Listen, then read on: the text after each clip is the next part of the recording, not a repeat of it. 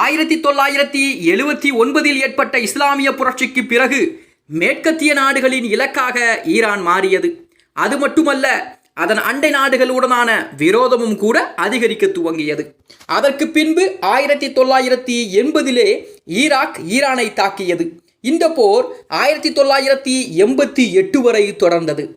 இன்னொரு பக்கம் சவுதி அரேபியாவுடனான ஈரானுடைய உறவுகளும் கசப்பான பின்னணியை கொண்டிருக்கின்றன. இரண்டு நாடுகளுக்கும் இடையிலான நம்பிக்கை இன்று வரைக்கும் மீட்டெடுக்கப்படவில்லை. இஸ்லாமிய புரட்சிக்கு பிறகு சிரியா, ஏமன், லெபனான், பாலஸ்தீனம் மற்றும் ஈராக்கிலே ஆயுத குழுக்களை ஈரான் விரிவுபடுத்தியது. அதுவே அதனுடைய பலமாகவும் இருந்தது. ஆனால் ஈரானுடைய அந்த பலம்தான் தற்போது பலவீனமடைந்தும் வருகிறது. மிக சமீபத்திலே சிரியாவிலே பஷர் அல் ஆசாத்தினுடைய ஆட்சி முடிவுக்கு வந்ததும் அதற்கான உதாரணங்கள். பஷர் அல் ஆசாத் சிரியாவை விட்டு வெளியேறியது ஈரானுக்கு ஒரு பெரிய பின்னடைவாக கருதப்படுகிறது.